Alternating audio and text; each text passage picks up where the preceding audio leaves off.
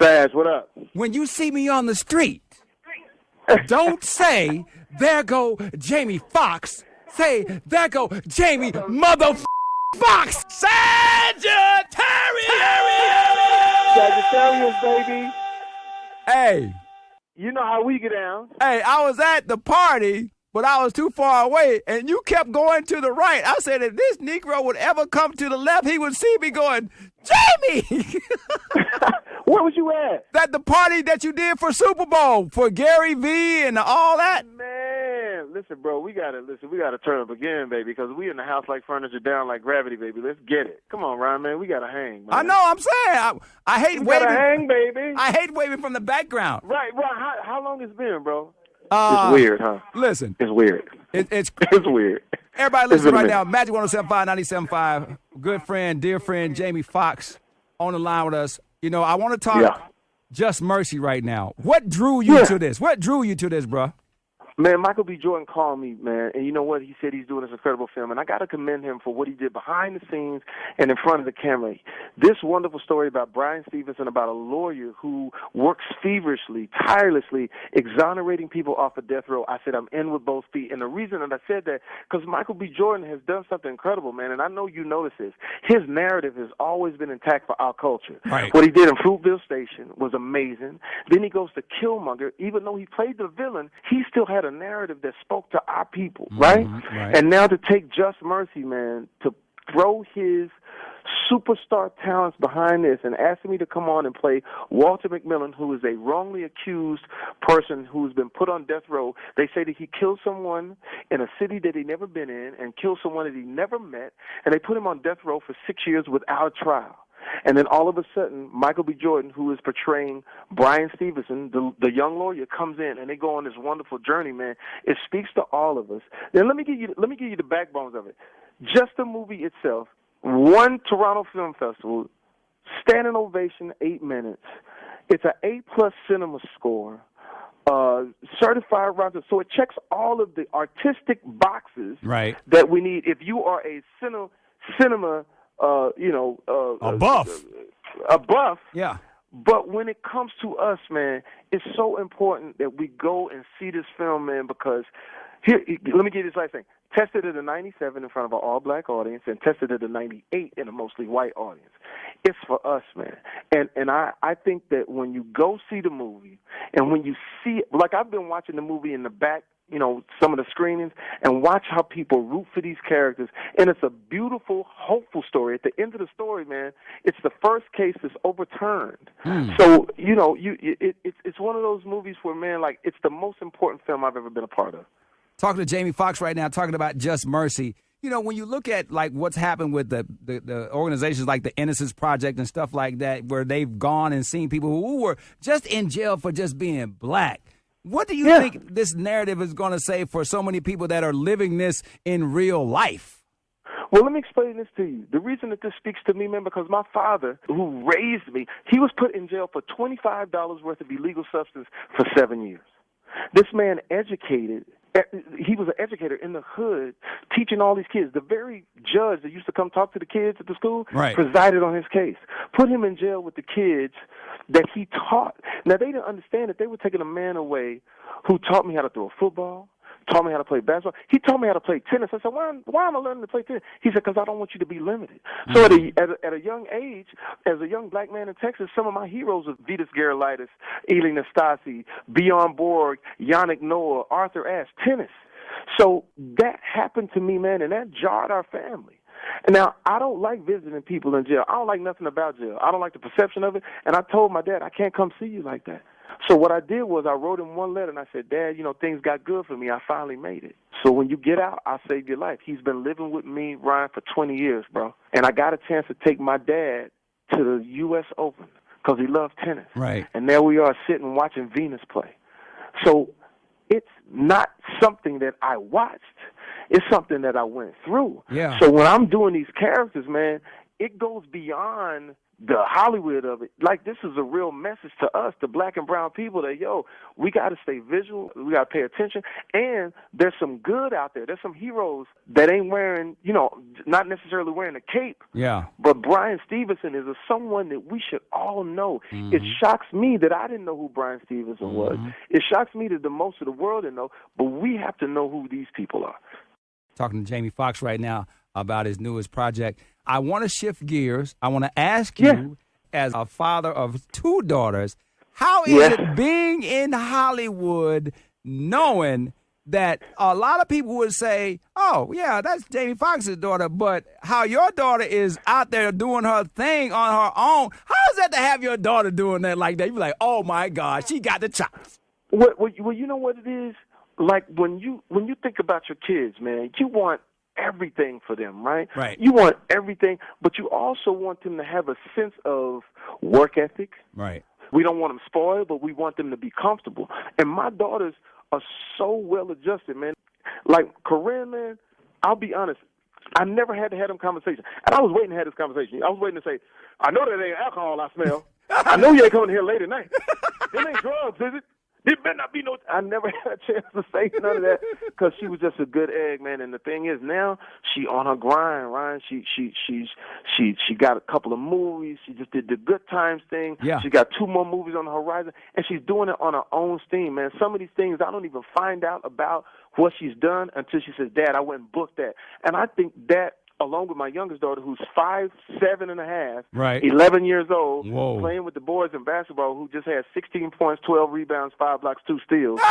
So when you look at, come on, baby. So when you look at your kids, Ryan, man, it's like that's, especially in our business, right. You look at the stars' kids on how things are really going. Like I would be in shambles if my career was doing whatever and my kids weren't feeling good. And it's a tough thing out here, man. So we always pay attention. I'm writing a book right now. Oh, yeah? About my 2 daughters. I might have to talk to you about it because it's called Daddy-Daughter Time, you know what I'm saying? And it's just dealing, that's the working title right now. And it's just about us raising our daughters, man. It's about being open and honest and being the new father. And me and my oldest daughter just did a TV show that we sold to Netflix called Dad Stop Embarrassing Me, because you know how we do. Yeah, we don't care. We don't care, yeah. But it's really like the new dad of how I ask and go through things with my daughters, man, that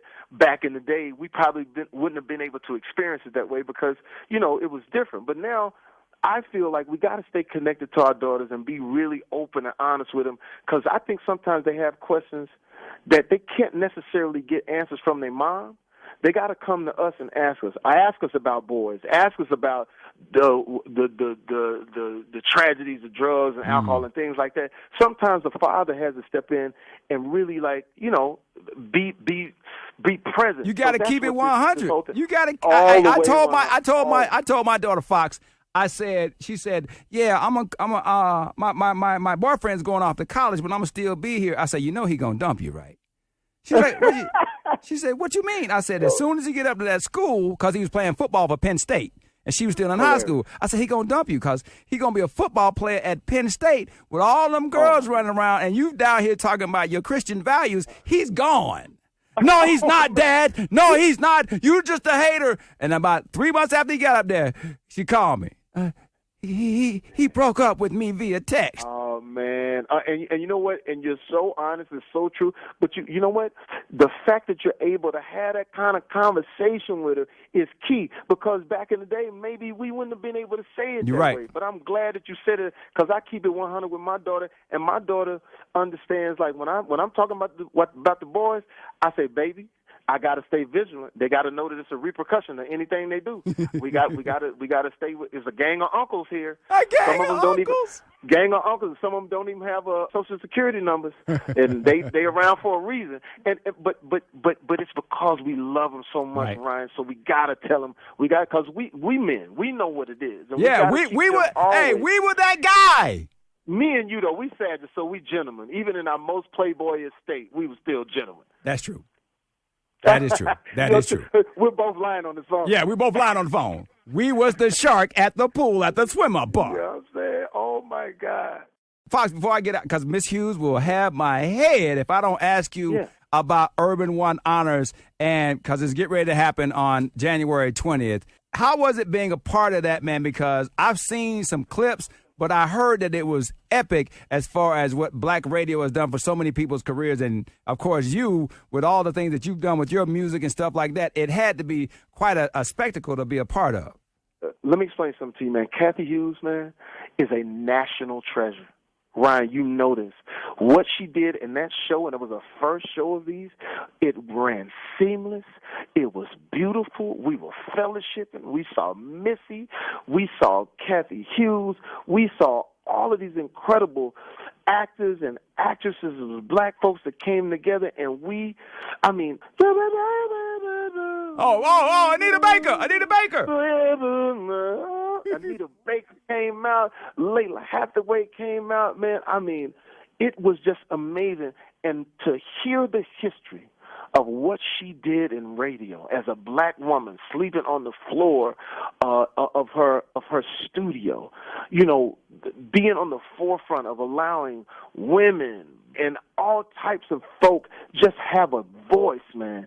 It was amazing. And to be honest, and we set it out for her and she set it out for us.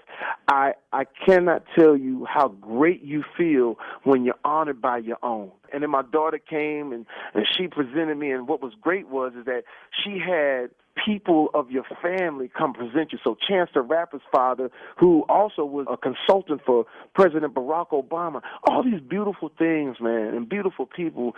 It was amazing. And I can't wait for people to see the show. It was done fantastic. You know how sometimes they be like, well, it's a black event. No, man. Kathy Hughes does not let whatever the black situation as far as doing things, it was top notch, bro. It was absolutely amazing. I'm looking forward to more of those. And, anytime Miss Hughes calls, we come running because she's so necessary. She's a national treasure, man, and we love her. Now, I know, you get ready to get out there and you doing total stand-up, or you got some music coming? Like, give me man, I got the stand-up.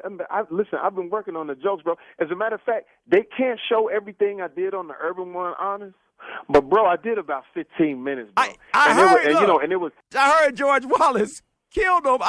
Listen, Fox. They said that he asked if Al Sharpton was going to start a Go Feed Me fund. Oh, man. Bro, George Wallace was in rare form, and when I saw him getting his off, and he asked Al Sharpton if he's going to start a Go Feed Me fund, that let you know you was at home. And to watch Al Sharpton laugh along with him, and then when I got up, I'm telling you, bro, we won't be able to show it, but I did a good 10, 15, dude. And you know what it is? It's our black audience. It's the ones that if it ain't funny, they about to you ain't never heard nothing louder than a couple of thousand people not laugh. So, I had to go ahead and get them. So I'm coming out with the stand-up tour. We're doing a Netflix special. So that's going to jump off around in the summertime. I'm going to be going back to all of the places that I started out doing stand-up. Because, man, I ain't been on stage in 15 years. But, I keep my sword sharp, though. Always. That's the one thing I try to tell people. I ain't never put my comedy sword down. So make sure you come check that. And then I just, myself, Tank, Lonnie Burrell, Marcus, we working on this new album. Breon, we working on this album, so that's coming. So it's just time to let go. There you go. On the line, Jamie Foxx. You heard Urban One Honors, Just Mercy, one of my closest friends. I'm glad I got the digits, baby. We got the hang, baby. Jamie Foxx. Come on, man, let's hang. Jamie Foxx. Ryan, listen, let's go get it. And then please tell people, man, go see this movie Friday, man. It's going to change your life. Foxx, love you, boy. Love you, baby.